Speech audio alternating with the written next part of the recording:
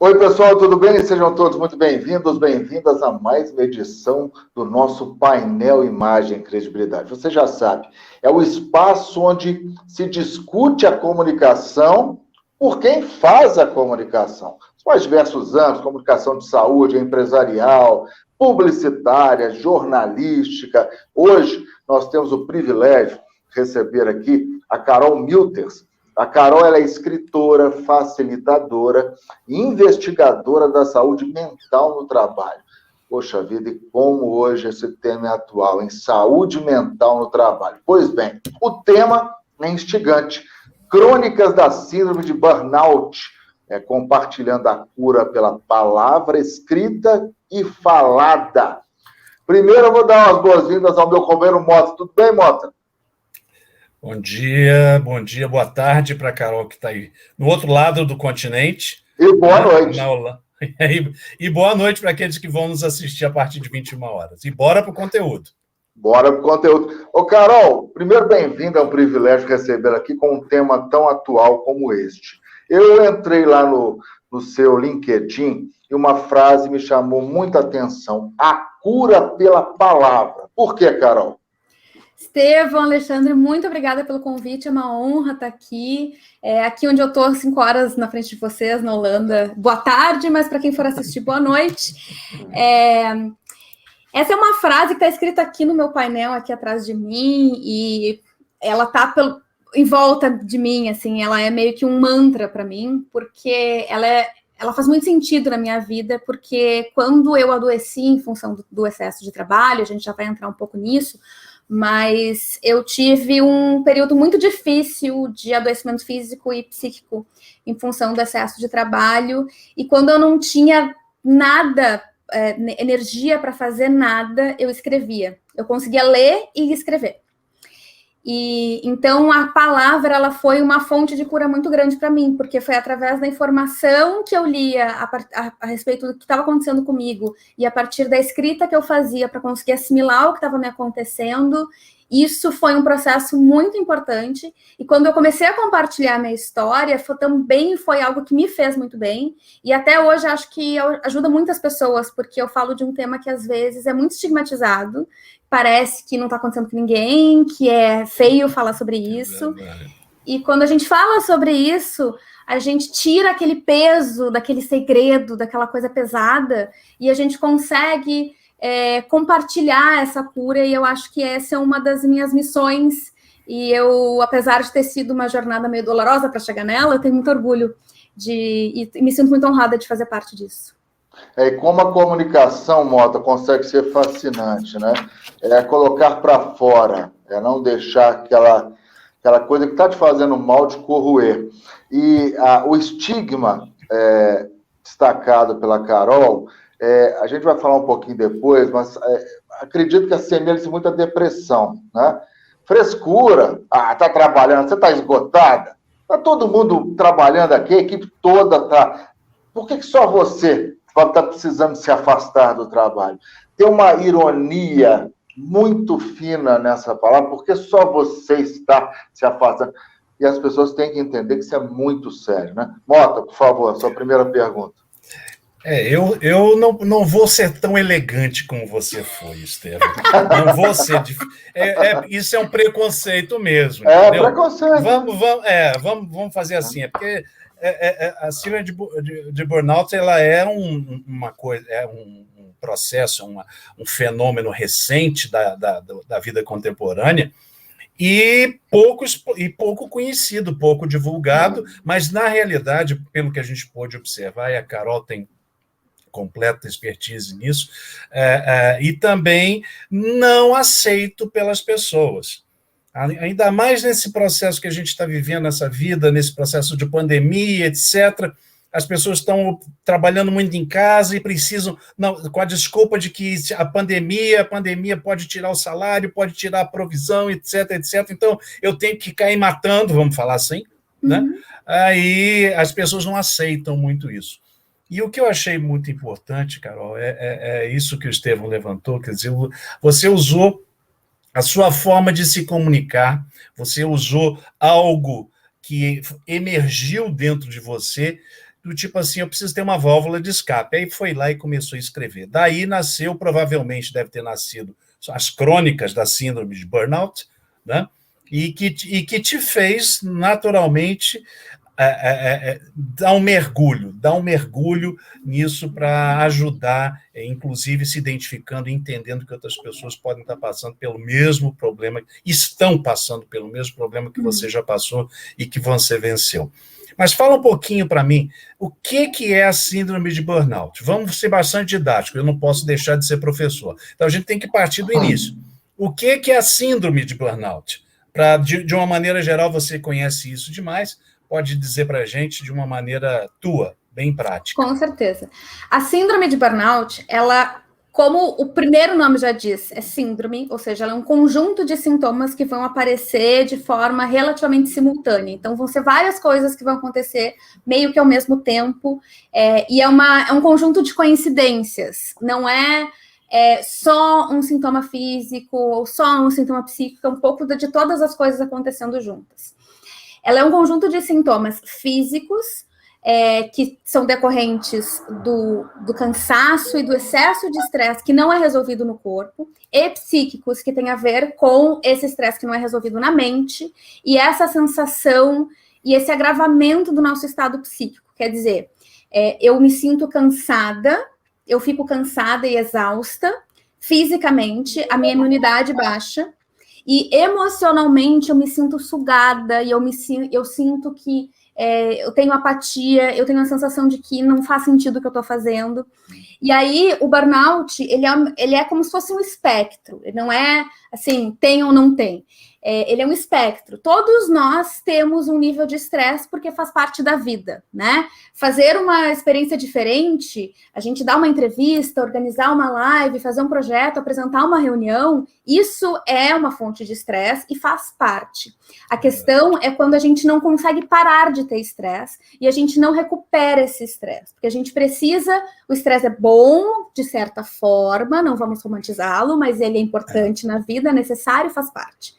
Mas, quando a gente não resolve esse estresse, quando a gente não tem uma válvula de escape, que nem o Alexandre falou, isso acaba se acumulando, é que nem um copo cheio. Quando ele começa a encher, ele transborda. E esse transbordar é um colapso emocional e físico. E aí, pessoas diferentes vão ter manifestações diferentes. Eu tive crise de pânico, eu desenvolvi ansiedade generalizada, desenvolvi depressão, tive uma fadiga a ponto de que eu tinha que sentar para tomar um banho, eu não conseguia ficar em pé durante o tempo que eu estava tomando banho, eu tinha que sentar porque eu ficava cansada. Tem gente que esquece como se veste, porque a gente tem uma perda de cognição, às vezes, que é muito grande. Então, essa é a primeira coisa. Essa síndrome é causada por esse estresse crônico elevado durante um período longo de tempo. Então, uma pessoa que fez um projeto de 1 mês e tá ali e super cansou e parou, e ela tá super exausta, isso não necessariamente é burnout. Agora, se tu tá há meses, anos, e aquilo não se resolve, e tu não consegue parar, e aí tu começa a ter sintomas, eu posso até ler alguns dos sintomas, aí é uma hora de tu começar a procurar ajuda, e é muito importante, porque realmente foi reconhecido pela OMS, pela Organização Mundial de Saúde, como uma condição de saúde no Brasil. Ele está com registro no cadastro de doenças, então ele prevê afastamento do trabalho, então é algo tem uma que CID, ele tem uma CID. Sim. Okay. Então ele precisa ser tratado. Isso é muito importante. Como é. Agora vem cá, Carol, eu fiquei muito impressionado, porque parece que o seu caso específico foi como um turbilhão, né? Foram vários sintomas, tudo junto ao mesmo tempo, né? Foi um esgotamento mesmo. E você, na sua página lá, no seu LinkedIn, eu gostei muito da palavra cultivo da saúde mental do trabalho. Eu gosto muito da palavra cultivo, porque cultivar requer carinho, sensibilidade, planejamento, esforço, né? Não é só manter. Manter é um verbo muito frio. Cultivar, olha, cultivar. Me fale um pouquinho como podemos cultivar nossa saúde mental no trabalho. É bom conversar com o pessoal da comunicação, porque presta atenção em umas coisas interessantes que a gente faz pensado, mas às vezes passa batido para algumas pessoas. É interessante tu ressaltar isso. A gente se desconectou muito da nossa natureza como natureza, né? A gente tenta funcionar como se a gente fosse uma maquininha, sendo que as máquinas precisam de reparo, elas precisam de descanso, elas precisam ser recarregadas. E a gente quer ser, na verdade, melhor do que as máquinas, funcionar de uma forma mais robótica do que os próprios robôs. Quando a gente fala de cultivo, a gente volta para uma coisa muito orgânica e muito natural, e que é como a vida funciona. A gente não pode pensar que a saúde mental é uma linha reta, porque a síndrome de burnout, o nosso corpo, ele não funciona numa linha reta, ele é um sistema, ele é um organismo. Então, assim, um dia eu vou fazer tudo, entre aspas, errado, eu vou ter várias práticas que daqui a pouco não são boas, mas no dia seguinte eu posso pegar de novo e retomar isso e voltar a me cuidar. E a gente está aprendendo isso, né? Eu olho aqui na minha volta, tem muitos prédios em construção e eu fico observando muito as pessoas que trabalham ali, porque eles têm todo o equipamento de segurança, todo o prédio tem um equipamento, os andaimes, é tudo inteiramente certificado de que as pessoas não vão ter nenhum acidente. Alguns anos atrás, algumas décadas atrás, isso era impensável. Tem aquela foto de Nova York super antiga que as pessoas estão em cima de uma barriga, a não sei quantos metros de altura. Tem capacete ali? Tem equipamento de proteção? Não tem nada. Então, é como se aquilo fosse o equivalente ao que hoje a gente pensa na segurança psicológica. A gente não pensava na segurança física no trabalho há um tempo atrás. A gente não tinha cinto de segurança. Então, várias coisas fazem parte da nossa evolução. E a gente tinha um jeito de enxergar o trabalho, porque a gente tinha um jeito de performar o trabalho. E hoje, a gente já entende que a nossa cognição é muito importante, é essencial. A nossa intuição é essencial. E, para isso, a gente precisa cultivar a maquininha e a coisinha que faz isso tudo funcionar. Então, esse cultivo é muito sobre essa coisa que não tem fim, a gente vai fazer por toda a vida, não tem uma medalha de, nossa, eu ganhei, sabe? Tirei 10 na saúde mental. Não existe isso. O que existe é todo dia tu tentar fazer um pouquinho, tu vai dar um passo para frente, tu vai dar um passo para o lado, um passo para trás, e no dia seguinte tu tenta de novo. Entendi. Isso aí, Carol. Eu pesquisando um pouquinho, o que eu vi lá no UOL, naquela reportagem que você fez lá, eu vi algumas outras coisas, e uma coisa que me chamou a atenção, e como eu estou falando, não posso deixar de ser professor, eu comecei com um conceito, agora antes de entrar nos sintomas, tem os sinais. Tem os sinais. Né? Então, os sinais, você falou há pouco que com você, praticamente, os sinais de exaustão, eles foram profundos. Mas existem os sinais de cinismo e desapego, e os de ineficácia e falta de realização também, alguns deles.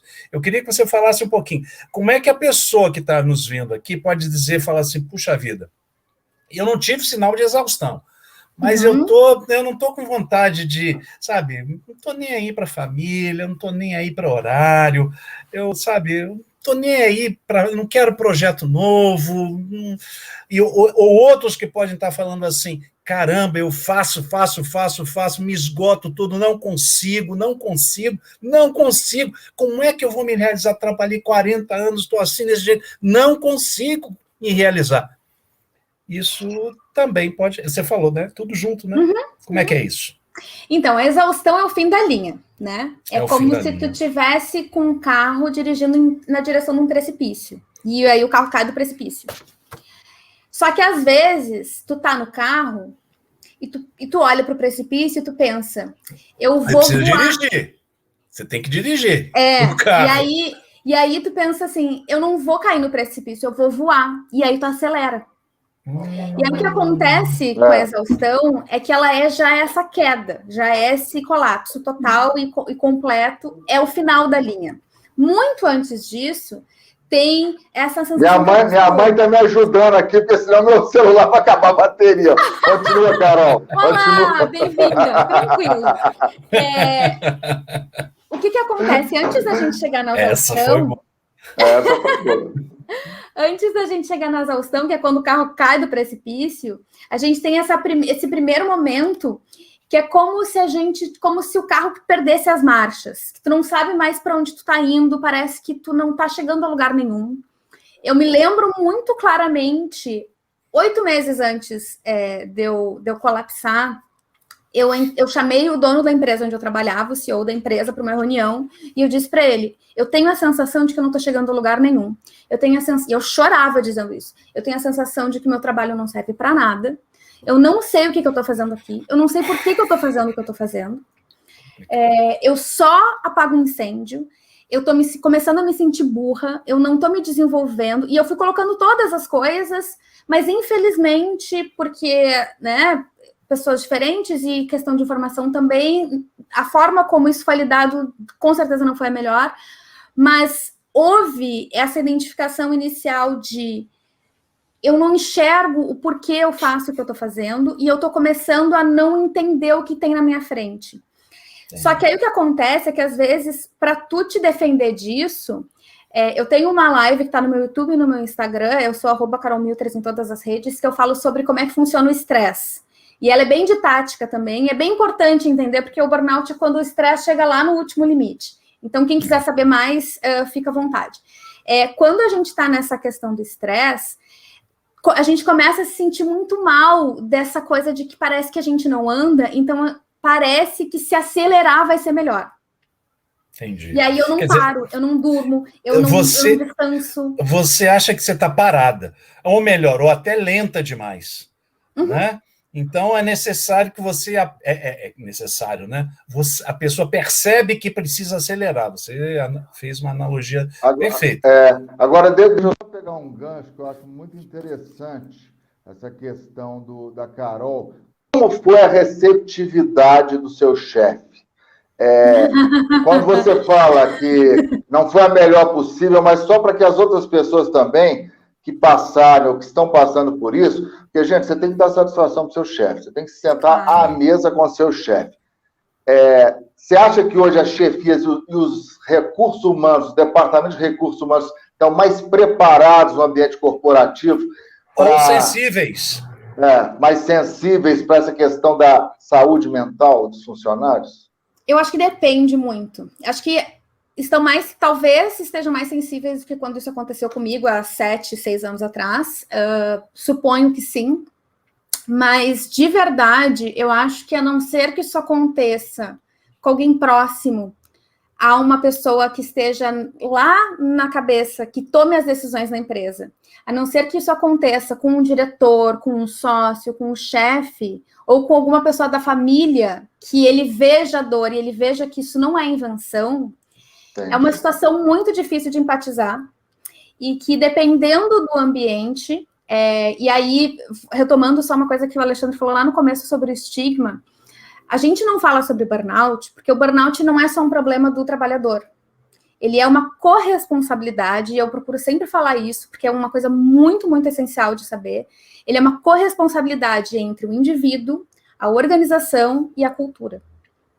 Se eu não estivesse trabalhando lá, se eu estivesse trabalhando num lugar que não tivesse assédio moral, que não tivesse uma série de práticas que não são saudáveis, eu talvez não tivesse adoecido.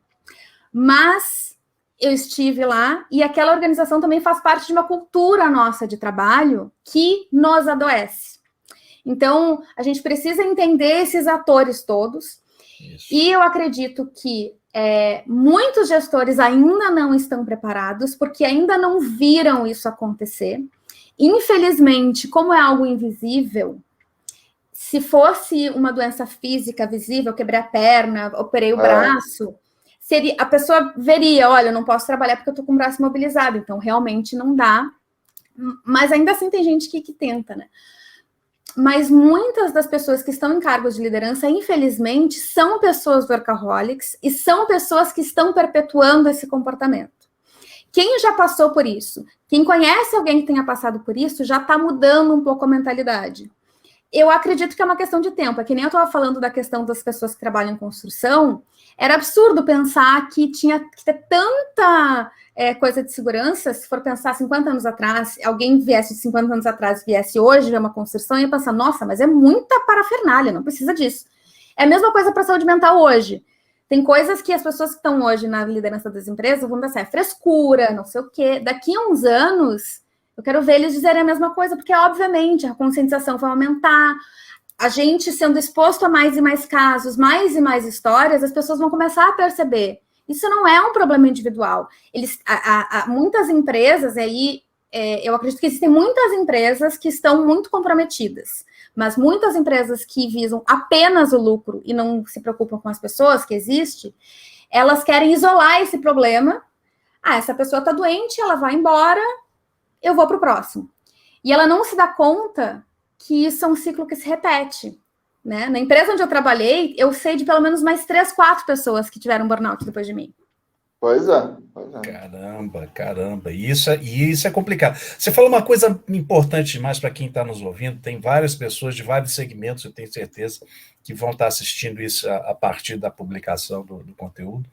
Mas, assim, quem vive pelo lucro enxerga só o dinheiro. A organização, e eu estou falando agora de uma filosofia ágil também, a organização que trabalha hoje com o propósito, é uma antítese daquela que trabalha só com o valor e com o lucro. Essa com o propósito já é mais sucinta a uma cultura de mudanças, e eu acho que por aí também, Carol, as coisas estão acontecendo em algumas organizações. Em algumas organizações isso certamente já está acontecendo. Bom, então nós já falamos do que dos sinais, dos sintomas, e aí eu queria te perguntar uma coisa. Qual o melhor tratamento? Então, eu já sei que eu estou burnoutado. E eu sou um burnoutado. E aí, e agora? O que eu vou? Para onde eu vou? Qual o caminho que eu preciso seguir para resolver isso? Depois eu tenho uma outra perguntinha para você, mas mais tarde. A primeira coisa, para quem acabou de se descobrir burnoutado, eu diria que o primeiro desafio é aceitar. E é muito difícil, porque às vezes a gente leva meses ou anos só para aceitar.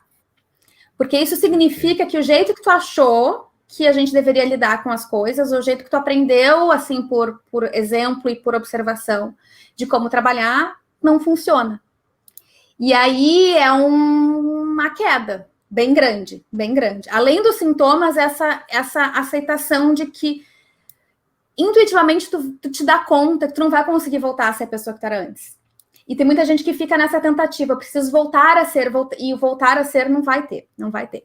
Isso aconteceu contigo? Sim, com certeza.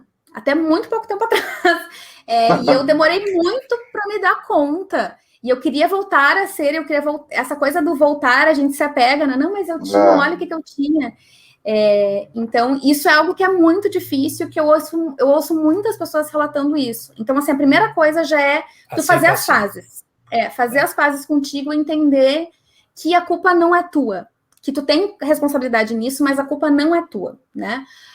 E aí a segunda coisa é procurar ajuda técnica especializada de psicólogos, psiquiatras, profissionais de saúde.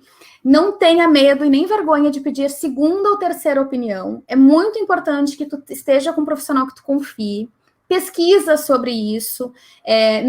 Não tenta saber mais do que o profissional de saúde, mas te mune de informações para que tu consiga ter uma conversa, porque a relação médico ou psicólogo, enfim, paciente, terapeuta e paciente, não é mais... É que nem a relação da comunicação. Antes tinha a TV que emitia a informação e todo mundo consumia, e hoje nós somos coprodutores da informação. O paciente hoje, ele também pode procurar artigos, se informar e trazer essas informações, porque como o Estevão falou, o conceito de burnout foi criado, o conceito clínico de burnout foi criado nos anos 80. Então, é uma coisa que muita gente ainda nem sabe, não tem nem nome para isso. Então, procurar essa ajuda. Existem duas coisas que a gente considera desconectadas, mas estão desconectadas, que é mente e corpo. Tu precisa agir nas duas coisas, tu precisa agir nas duas fontes. Na mente, tu vai olhar para terapia, tu vai procurar te conhecer melhor, tu vai procurar te reconectar contigo, entender o que realmente faz sentido para ti, porque se tu passou por isso é porque tu tá ouvindo o que os outros esperam de ti muito e isso está se tornando muito mais importante, e isso está abafando uma parte tua que é muito importante. E o outro lado é o corpo. O nosso estresse, ele é uma questão fisiológica. A gente pode fazer terapia até 2050, e se o corpo ainda estiver colapsado, ele não vai se mexer. Então, é um processo de feedback. E existem várias abordagens que podem te ajudar nisso. O yoga é algo que já é comprovado que ajuda com estresse, com trauma, porque ele tem um conjunto de posturas e movimentos que tem baixo impacto, ou seja, tem baixa possibilidade de lesão, baixo estresse, manda uma mensagem para o teu corpo que tu está seguro, e isso é algo que tu pode ir fazendo de pouquinho, sabe? Faz 5 minutos um dia, vê um vídeo no YouTube, dá uma caminhadinha, faça exercícios de baixo impacto, te alonga, massagens, óleos, essas coisas que são terapias complementares, elas também ajudam. Muito cuidado, claro, né? Em quem tu vai confiar nisso, mas essas coisas, elas ajudam porque elas permitem que tu te dê um tempo para te cuidar e que tu esteja num ambiente de segurança. A questão do estresse é que tu está numa programação de ameaça e risco. E tu precisa te colocar nessa posição de segurança. E isso, às vezes, pode levar anos. E tudo bem. E entender também que a recuperação é algo bem demorado e complexo, mas que existe. Tá.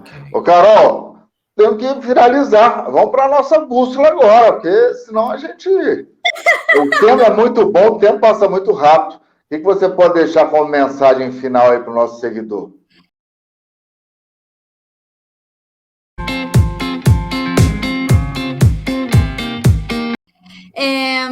Fazendo um gancho já com o livro e com as minhas coisas, eu vou deixar a minha bússola, eu vou compartilhar a minha bússola com quem está assistindo, que é escrever. Essa é uma das práticas mais baratas, acessíveis e que ajudam muito. Porque quando tu escreve, tu enxerga o que está acontecendo na tua cabeça, tu coloca um pouco de ordem no caos que está na tua cabeça, uma ordem material. Tu olha para aquilo, é uma palavra depois da outra. Depois de um tempo, tu pode voltar a ler aquilo. Tu não precisa escrever, exato. Tu não precisa escrever para botar no Facebook, não precisa, né? É que nem fotos, a gente acha que só porque tirar uma foto tem que postar, não precisa. Pode ser só para ti, inclusive recomendo. Escreve só para ti. O que tu vai fazer com o que tu escrever depois, aí é outros 500. Mas assim, defina um ritual, 5 minutos, escreve o que vier.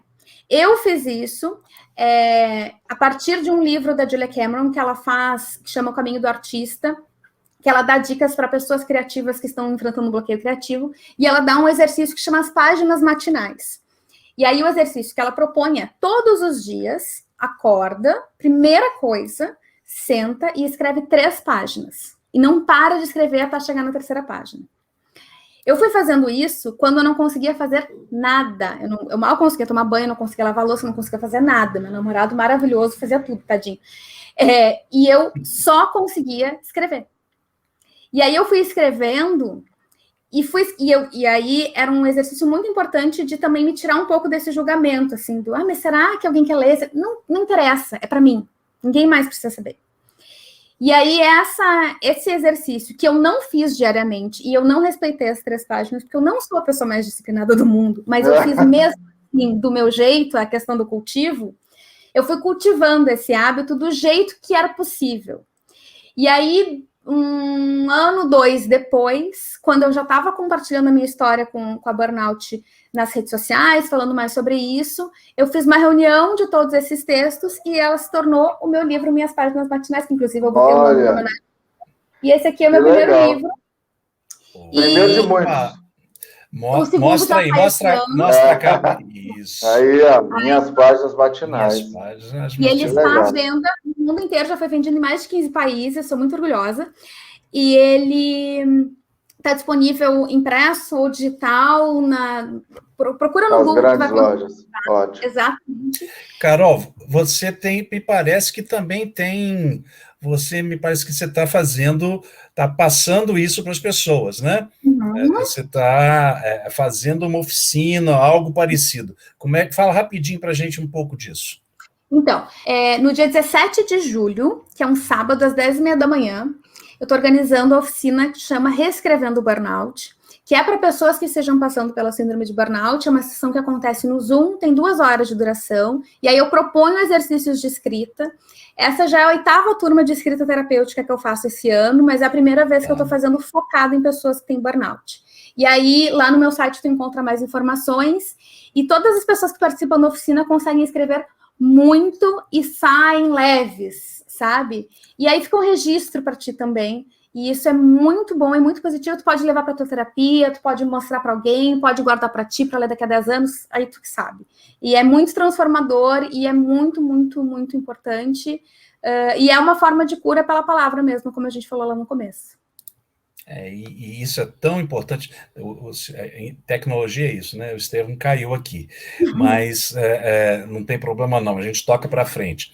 Mas o importante é que as pessoas entendam que tem tratamento, tem cura, mas isso depende de uma série de coisas que a Carol falou, e que lá nessa oficina você vai, inclusive na prática, ensinar as pessoas como elas devem fazer para ter o caminho que precisa de ter, ou seja, para se sentirem curadas, para se sentirem motivadas, para se resgatarem como pessoas e desempenhar o papel que precisam desempenhar. Nós falamos há pouco questão das organizações, aquelas que têm propósito, que não têm o propósito, enfim. Eu acho que como você falou também logo no início, tem que ter uma conscientização. Existe uma conscientização da organização, que às vezes ela dispara, ela é o gatilho para isso acontecer, da gente também que precisa aceitar uma condição de burnoutado, né? Se sentir burnoutado e aceitar isso. Desde que tudo isso possa acontecer, a gente sabe que tem cura, tem tratamento e tem uma direção e que isso tudo pode ser resolvido. Carol, eu quero agradecer a tua presença aqui no painel Imagem e Credibilidade, pedir desculpas aí também pela questão da tecnologia, que a gente está sujeito a isso, né? Agradeço a você tremendamente, você deu sua bússola, e vou dizer aqui que esse conteúdo nosso vai estar disponível nos nossos canais Imagem e Credibilidade hoje, a partir das 21 horas. Então, necessariamente, na hora que você que está nos assistindo quiser assistir, vai ter acesso a esse conteúdo, ele vai estar lá disponível nos canais do ICTV, no YouTube, no Spotify, como podcast, né? E postado no LinkedIn imediatamente lá no link do meu post. Carol, obrigado mais uma vez. Queria que você desse você já falou tudo, mas aquela palavra para quem está nos vendo aqui, fala assim, olha, dá um incentivo para quem está nos vendo. Agradeço muito pelo convite, pela oportunidade de falar sobre isso. E o que eu fico pensando enquanto estava falando, que eu acho que é importante dizer, é que é um momento, uma fase muito difícil, muito complicada, mas a gente sai melhor do que entrou. A gente ressignifica muita coisa, entende muita coisa, a gente sai de um funcionamento de piloto automático e começa a viver de uma forma muito mais autêntica. Seria melhor se a gente não precisasse passar por isso, mas já que estamos passando, façamos o melhor com isso. E você não está sozinho, isso não é culpa tua, isso não é frescura, não é fraqueza, faz parte. E procura ajuda, pede ajuda. A gente vive num mundo muito individualista e que essas situações acabam nos lembrando que a gente não é nada sem se ajudar e sem um ao outro. Então, aproveita esse momento, aprende. Eu sempre quis ser muito autossuficiente e agora fui entendendo que a gente sem o outro, um sem o outro não é nada. Então, e se cuidem sempre, mesmo quem não estiver nesse momento, prioriza a tua saúde mental, prioriza o teu bem-estar, porque isso vai fazer com que tu trabalhe melhor, né? Quando a gente não se cuida, a gente não consegue nem trabalhar direito. Então, as coisas que a gente propõe aqui são coisas em que todo mundo ganha. O indivíduo ganha, a família ganha, a organização ganha, o mundo ganha. É isso aí. Carolzinha, obrigado mais uma vez por você ter aceito o meu convite. E Só tenho te agradecer. Mais uma vez, obrigado. Na próxima semana, eu tenho certeza, vai ter outra brilhante entrevista, um outro conteúdo extremamente relevante aqui no Painel Imagem e Credibilidade, tá bom? Um abraço para vocês. Obrigado, Carol, mais uma vez. Um abração forte para você e do outro lado do continente.